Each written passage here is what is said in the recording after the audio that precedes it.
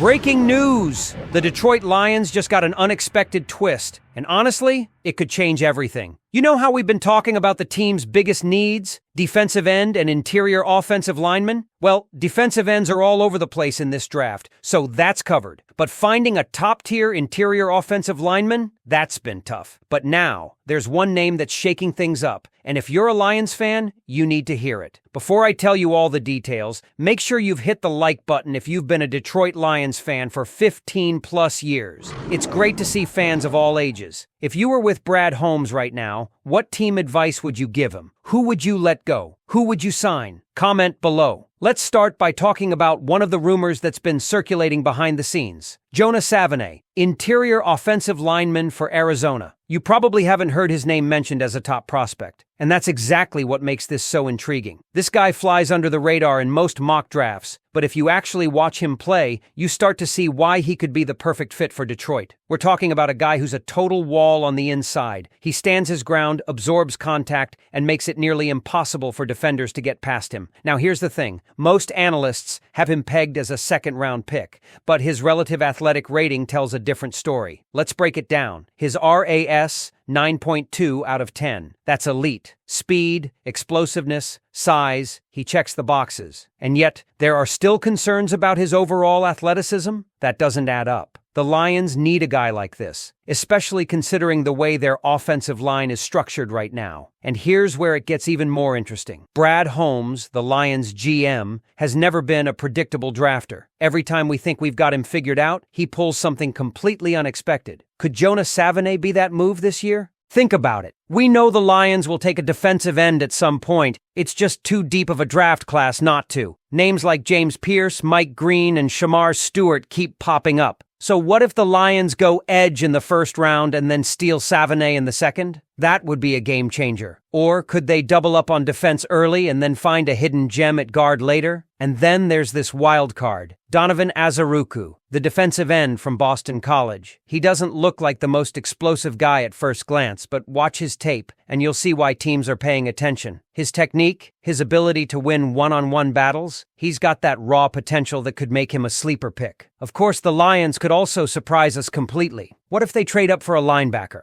Jahmyr Brown is a name that's been floating around. Or maybe they go for another offensive weapon. Pat Bryant, the wide receiver, has been mentioned as a possible later-round pick. The options are there. One thing's for sure. This draft is going to be unpredictable, and the Lions are in a great position to make some serious moves. So now, I want to hear from you. If you're Brad Holmes, how do you play this? Do you go edge early and lock down an offensive lineman later? Or do you throw a curveball and go a completely different direction? Drop your thoughts in the comments. Let's talk about it. The more you break this down, the more you realize just how many directions the Lions could take. And that's exactly what makes this draft so exciting. There isn't just one obvious choice. Every year, Brad Holmes has thrown us a curveball, and every year, it's worked out better than we expected. So let's talk about some real possibilities and what they mean for the future of this team. Let's start with the defensive line. This class is stacked with talent. James Pierce Jr. from Tennessee, absolute monster off the edge. He's got that elite first step, the ability to bend around tackles, and the motor that Dan Campbell would love. If he's there when the Lions pick, that's a no-brainer. Then there's Jahmyr St, big, powerful, and exactly the kind of presence Detroit could use up front.